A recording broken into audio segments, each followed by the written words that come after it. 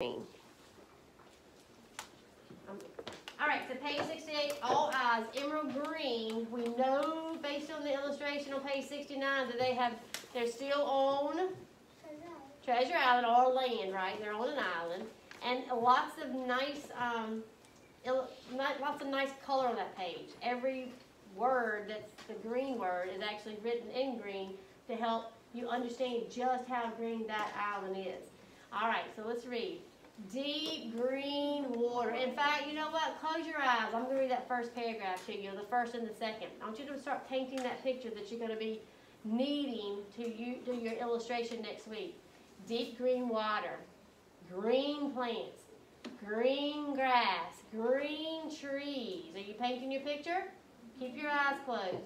Treasure Island would be the perfect place for a St. Pat's Day party.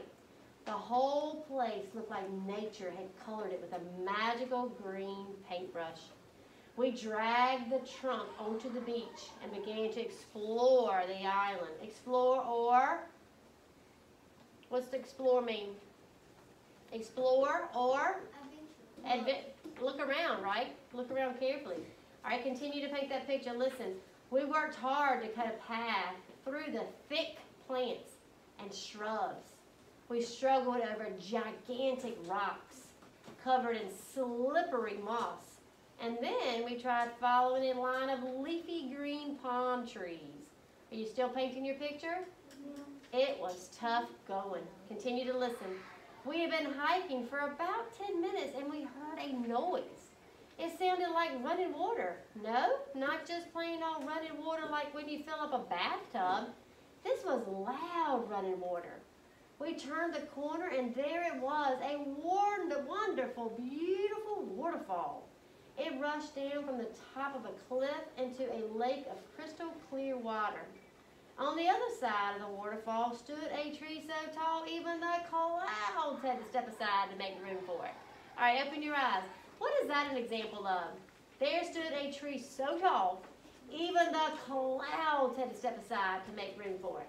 That's figurative language. Is it a simile, yes or no? No. Is it a metaphor, yes or no? Yes. No. Is it an idiom that we learned about yesterday? No.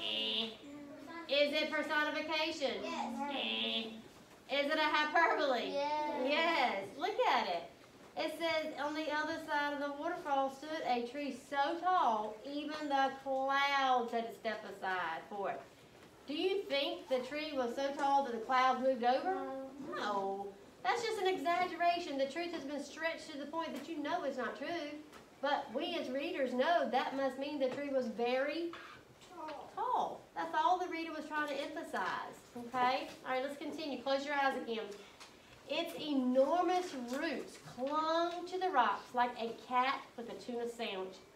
The island was thick with fruit-bearing trees. Bananas, mangoes, and papayas hung over our heads. For a minute, I felt like I was strolling through the supermarket. I picked some fruit and took it back to my friends. Benjamin shrieked with joy as he hurled himself onto a big slice of papaya. All right, eyes open. Page 71. Jerry has brought us lunch, shouted Thea, jumping out of the water. Hooray! Way to go, Geronimouse. I am starved, squeaked Trap. Geronimouse, read it with me. Geronimouse, Geronimouse, how many times, read it with an attitude, how many times do I have to say it if I've told you once, I've told you 100 times. My name is Geronimo. And then what did he say? Why, oh why do we always have to repeat it? All right, so 1 minute, discuss with someone near to you. What is this chapter mainly?